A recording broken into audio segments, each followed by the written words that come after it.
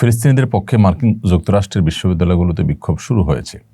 তারা গণহত্যা বন্ধ সহ ইসরায়েলের সাথে যুক্তরাষ্ট্রের সম্পর্ক ছিন্ন করার দাবি জানাচ্ছে। মুসলমানদের জন্য খ্রিস্টানদের এই আন্দোলনকে কীভাবে দেখেন? এর থেকে মুসলিম যুবকদেরকে শিক্ষা গ্রহণ করা উচিত নয়?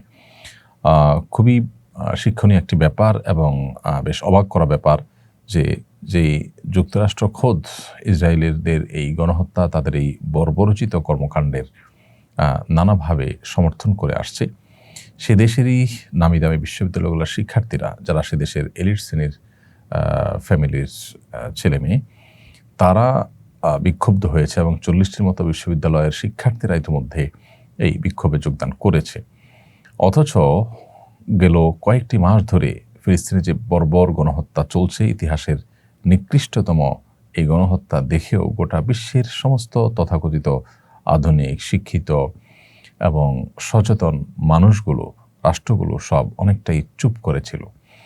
তো এই যে একটা ভয়াবহ পরিস্থিতি চলছে, সভ্যতার যে নোংরা দিক, তথাকথিত সভ্যতার যে আসল এবং প্রকৃত রূপ এবং দিক আমাদের কাছে প্রকাশিত হয়েছে, এই সময় খুব যুক্তরাষ্ট্রের মতো জায়গায় সেখানকার বিশ্ববিদ্যালয়ের শিক্ষার্থীদের মধ্যে বিবেক জাগ্রত হওয়া, এটা প্রমাণ করে যে আসলে কোনো জুলুমের বিরুদ্ধে কথা বলার জন্য মানুষের ইমানদার হওয়া জরুরি নয়, বরং ব্যক্তি ইমান তার না থাকলেও তার মধ্যে বিবেক বিবেচনা যদি থাকে, তাহলে অন্তত জুলুমকে জুলুম বলে তিনি প্রতিবাদ করতে পারেন।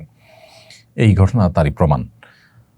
মুসলিম দেশগুলো, খোদ আরব দেশগুলো, যে সমস্ত বিশ্ববিদ্যালয়ের শিক্ষার্থীরা রয়েছে, তাদের জন্য এখানে বিশাল বড় শিক্ষা রয়েছে, আমাদের সকলের জন্য শিক্ষা রয়েছে। জুলুমের বিরুদ্ধে আমাদের অবস্থান করা উচিত সর্বাবস্থায়। সেই আদর্শ, সে শিক্ষা দীক্ষা আমরা এখান থেকে গ্রহণ করতে পারি। এবং সেই সাথে আরেকটা বিষয় আমরা জানতে পারি যে একটি বর্ণনা রয়েছে, ইন্নাল্লাহ লা ইউআইয়িদু হাযা দ্বীন বির-রাজুলিল ফাজির। আল্লাহ তাআলা এই দ্বীনকে অনেক আল্লাহর প্রতি অবাধ্য মানুষ, নাফরমান মানুষ, অমুসলিম মানুষ দ্বারাও এই দ্বীনকে আল্লাহ উপকৃত করেন। এই দ্বীনের সমর্থন আল্লাহ সুবহানাহু ওয়া তাআলা তাদের দিয়ে করেন অনেক সময়। তারই একটা নজির আমরা এখানে দেখতে পেলাম যে লোকটি আল্লাহর প্রতি অনুগত নয়, আল্লাহর প্রতি বিশ্বাসী নয়, কিন্তু তার দ্বারা ঠিকই যে কাজটি হচ্ছে সেটি দিন শেষে দিনের ফায়দা পৌঁছাচ্ছে এবং মুসলমানদের ফায়দা পৌঁছাচ্ছে। শুধু এখানেই সীমাবদ্ধ নয়। মার্কিন যুক্তরাষ্ট্রের যতগুলো আপনার ইহুদি বড় বড় ফুড চেইন শপ আছে, কফি শপ আছে, সে সমস্ত দোকানগুলোর অনেকটি কিন্তু মাছি মারছে এবং সেখানকার মুসলমান তো বটেই, খ্রিস্টান, ইহুদিরা পর্যন্ত এই বয়কট আন্দোলনে যোগ দিচ্ছে এবং ইসরায়েলিদের, ইহুদিদের, অভিশপ্তদের মানব ইতিহাসের বর্বরতম এই গণহত্যার বিরুদ্ধে তারা প্রতিবাদ জানাচ্ছে। অথচ আমাদের দেশে তথাকথিত এক শ্রেণীর সুশীল, যাদেরকে বলা হয়ে থাকে, এই মানুষগুলো তারা কিন্তু এই ঘটনায় তেমন কোনো উচ্চবাচ্য করতে শোনা যায় না, তাদের তেমন কোনো উল্লেখযোগ্য ভূমিকা কিন্তু নেই।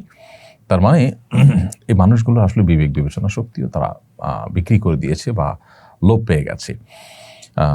অমুসলিম হয়েও, ইহুদি হয়েও খোদ যারা এই প্রতিবাদে অংশগ্রহণ করেছে, হাজার হাজার শিক্ষার্থী সেখানে যোগদান করছে, একের পর এক বিশ্ববিদ্যালয়গুলো নেমে পড়ছে, সেখানে আমাদের দেশের বা জাতীয় আরও যে সমস্ত দেশগুলো আছে মুসলিম প্রধান, সে দেশগুলোর তথাগত সুশীলরা একেবারেই চুপ। আর আমরা যারা নিজেদেরকে ইসলামের অনুসারী দাবি করি, তারাও আমাদের দায় সারা মতো করে দায়িত্ব পালন করছে। আল্লাহ তাআলা আমাদেরকে এখান থেকে শিক্ষা গ্রহণ করার তৌফিক দান করুন।